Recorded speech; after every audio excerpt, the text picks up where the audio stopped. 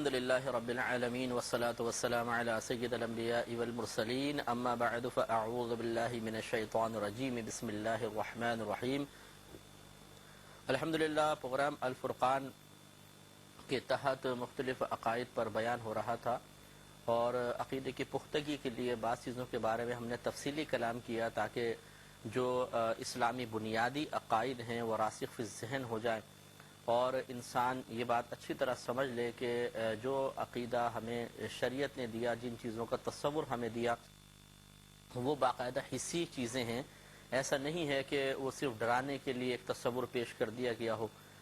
تو جیسے ہم بچوں کے لیے ایک تصوراتی کہانی وضع کر لیتے ہیں، ایک تصوراتی کردار بنا لیتے ہیں، بابا آ جائے گا، فلاں چیز آ جائے گی اور بچہ ڈر جاتا ہے، حالانکہ اس کا کوئی خارج میں بعض اوقات ایسی چیزوں کا وجود نہیں ہوتا، ہم فرضی چیز بنا لیتے ہیں۔ تو جنت دوزخ وغیرہ یا احوال آخرت جتنے بھی ہیں یہ کوئی فرضی چیزیں نہیں ہیں۔ ایسا نہیں ہے کہ اللہ تبارک و تعالیٰ اور اس کے رسول کریم صلی اللہ علیہ وسلم نے محض ہمارے قلب میں خوف پیدا کر کے ہمیں کرپشن سے بچانے کے لیے، گناہوں سے بچانے کے لیے، ناجائز امور سے بچانے کے لیے یا اچھے کاموں کی یا اچھے عادات کی طرف مائل کرنے کے لیے کوئی فرضی چیز بنا کے پیش کر دی ہو، ایسا نہیں ہے، بلکہ باقاعدہ ان کے حصے وجود ہیں اور ان چیزوں کے بارے میں تفصیلی کلام یہ ظاہر کر رہا ہے اور مختلف پہلوؤں سے کیا جانے والا کلام ظاہر کر رہا ہے کہ بالکل ان کا حصہ وجود ہے۔ ایک تصوراتی شے کے لیے اتنا تفصیلی کلام کوئی بھی نہیں کرتا، نہ کیا جاتا ہے۔ لہذا جہنم اور جنت کے بارے میں یہی عقیدہ خصوصی طور پر رکھنا چاہیے کہ یہ وجودی چیزیں ہیں۔ جنت اللہ تبارک و تعالیٰ کی رحمت کا مقام ہے اور دوزخ اللہ تبارک و تعالیٰ کے عذاب کا مقام ہے۔ ہم جنت کے بارے میں گفتگو کی، پھر جہنم کے بارے میں تفصیلی کلام کر رہے تھے۔ پہلے آج میں آپ کی خدمت میں جنت و دوزخ کے تخلیق کے بارے میں دو حدیثیں انشاءاللہ عرض کرتا ہوں اور پھر ہم جہنم کے احوال کی طرف دوبارہ آئیں گے۔ حضرت ابو ہریرہ رضی اللہ تعالی عنہ بیان کرتے ہیں اور یہ حدیث متفق علیہ ہے، یعنی امام بخاری اور امام مسلم رضی اللہ تعالی عنہ دونوں نے اس حدیث پاک کو بخاری و مسلم میں نقل کیا ہے۔ یہ کہتے ہیں کہ نبی کریم صلی اللہ علیہ وسلم نے ارشاد فرمایا کہ ایک مرتبہ جنت اور دوزخ کے درمیان مناظرہ ہوا، باقاعدہ مکالمے کی اللہ تعالیٰ نے ان دونوں کو توفیق عطا فرما دی۔ تو دوزخ بولی کہ میں غرور والوں اور جابروں کے لیے خاص کی گئی ہوں، یعنی میرے اندر بڑے بڑے بادشاہ، بڑے جابر لوگ، دنیا میں حکومت کرنے والے، دوسروں پہ غالب آ جانے والے لوگ ہیں۔ اس نے تکبراً یہ کہا۔ جنت نے کہا کہ میرا حال یہ ہے کہ مجھ میں صرف کمزور لوگ اور گرے پڑے سیدھے سادے ہی داخل ہوں گے، یعنی یہ جنت کا اپنے الفاظ کی ادائیگی ہے، مطلب میرے اندر انبیاء علیہ السلام بھی ہیں، ان کے لیے معاذ اللہ گرے پڑے کا الفاظ تو استعمال نہیں ہوگا، یہ عام لوگوں کے لیے کہ جن کو دنیا کے اندر لوگ کوئی اتنی زیادہ اہمیت نہیں دیتے، سادہ لوگ، تو انبیاء علیہ السلام یعنی سیدھے سادے لوگوں میں انبیاء علیہ السلام، سادہ لوگ، سادہ فطرت لوگ، کمزور لوگوں میں ان انبیاء علیہ السلام کے وہ متبعین کہ جو دنیا میں دنیاوی لحاظ سے اتنی ترقیاں نہ کر سکے، اگرچہ ایمانی لحاظ سے ان کا کوئی مقابل نہیں تھا۔ تو جنت نے عارضی کرتے ہوئے کہا کہ میرے اندر تو اس طرح کے سیدھے سادے کمزور قسم کے لوگ، اور گرے پڑے سے مراد ایسے کہ جن کو دیکھ کر کوئی بھی ان کو بعض اوقات ظاہری حلیے کی وجہ سے عزت دینے کے لیے تیار نہیں ہوتا، جیسے فقراء وغیرہ ہوتے ہیں، غرباء ہوتے ہیں، تو ان کو دنیا میں دیکھ کر نگاہ حقارت سے دیکھا جاتا ہے اور اپنی تقریبات میں، اپنے گھروں میں آنے نہیں دیا جاتا۔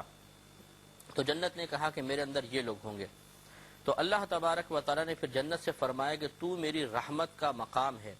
تیرے ذریعے میں جس بندے پر چاہوں گا رحم کروں گا، اور دوزخ سے فرمایا کہ تو میرا عذاب کا مقام ہے، تیرے ذریعے میں جس کو چاہوں گا عذاب دوں گا۔ اور پھر اللہ تعالیٰ نے فرمایا کہ تم میں سے ہر ایک کا بھرنا طے شدہ ہے، یعنی جنت بھی بھرے گی اور جہنم بھی بھرے گی، لیکن سرکار فرماتے ہیں کہ دوزخ اس وقت تک نہیں بھرے گی جب تک کہ اللہ تبارک و تعالیٰ اپنی قدرت سے اس کو نہ بھر دے گا۔ یعنی جہنم میں اتنی گنجائش ہے کہ اگر ہماری دنیا کے سارے لوگ ڈال دیے جائیں تب بھی وہ پوری نہیں ہو سکتی۔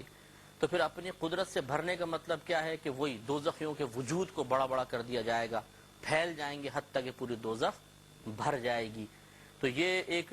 نبی کریم صلی اللہ علیہ وسلم کی صحیح حدیث ہے جس میں جنت نے یہ سوچا، مطلب جو اس کو اللہ تعالیٰ نے شعور دیا کہ میرے اندر سادہ قسم کے لوگ آئے جن کو دنیا میں اتنا مقام و مرتبہ نہ ملا، تو اس نے عاجزی سے اپنے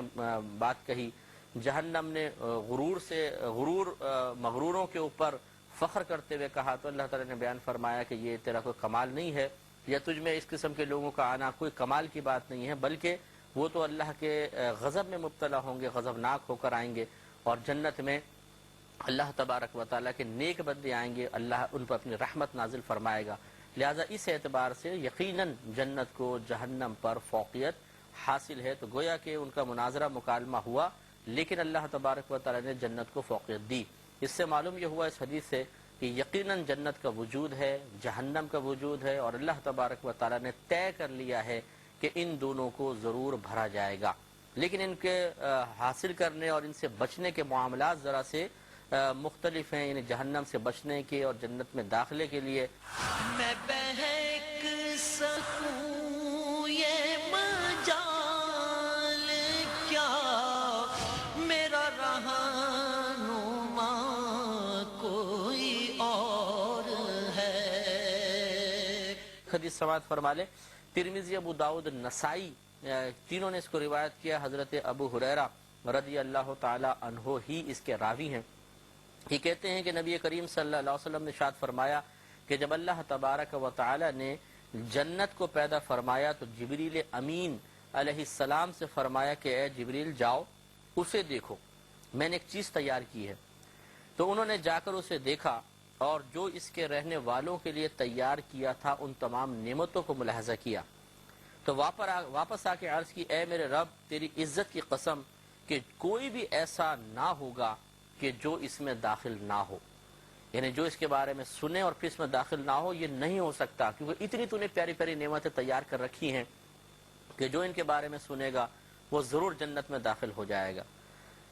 پھر اللہ تبارک و تعالیٰ نے جنت کو مشقتوں سے ڈھانپ دیا، یعنی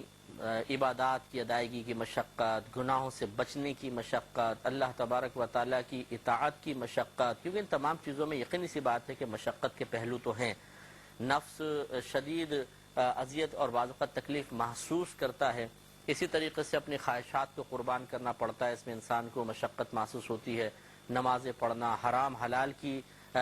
کی تگ و دو میں اور حرام سے بچنے کی تگ و دو میں بڑی اذیت اور بڑی تکلیف ہوتی ہے۔ انسان چاہتا ہے کہ میری جو ضروریات ہیں آسانی سے پوری ہو جائیں، لیکن اسے جب وہ محنت کر کے حلال کے ذریعے ضروریات پوری کرنے کی کوشش کرتا ہے تو یقینی سی بات ہے کہ سب پوری نہیں ہو پاتی، اس میں اس کو بڑی اذیت ملتی ہے، روحانی تکلیف، جسمانی تکلیف اور بہت سارے معاملات۔ تو جب اللہ تبارک و تعالی نے جنت کو ان تمام معاملات سے ڈھک دیا تو پھر فرمایا، اے جبرائیل اب اسے جا کر دیکھو۔ تو جبریل امین گئے اور اس کو دیکھ کر واپس آئے، عرض کی، اے میرے رب تیرے عزت و جلال کی قسم کہ اب تو میں ڈرتا ہوں کہ اس میں شاید ایک بھی شخص داخل نہیں ہوگا۔ یعنی جبریل امین نے فرمایا کہ اگر صرف نعمتیں ہوتی اور کوئی دنیا کی مشقت نہ ہوتی تو شاید کوئی بھی ایسا نہیں تھا جو جنت میں نہ جاتا، لیکن اب جو تو نے اس کے چاروں طرف ایک آزمائش رکھ دی ہے کہ پہلے ان آزمائشوں کو پار کرو پھر جنت میں داخلہ ملے گا، تو اب مجھے خوف یہ پیدا ہو گیا کہ شاید تیرا کوئی بھی بندہ جنت میں داخل نہیں ہو سکتا ہے۔ اور یہ عموماً آپ نے دیکھا ہی ہوگا کہ ہماری صورتحال اسی قسم کی ہے۔ جبریل امین علیہ السلام کا بعطائے الہی ہماری فطرت، ہماری عادات پر مطلع ہو کر یہ جملہ ارشاد فرمانا بالکل حقیقت حال کے مطابق ہے کہ ہم اللہ تبارک و تعالیٰ کے ان بڑے انعامات کے لیے دنیا میں کسی قسم کی مشقت برداشت کرنے کے لیے تیار نہیں ہیں۔ بے عملی ہم نہیں چھوڑتے، گناہ کرنا ہم نہیں چھوڑتے، کوئی نافرمانی کا کام کرنا ہم نہیں چھوڑتے،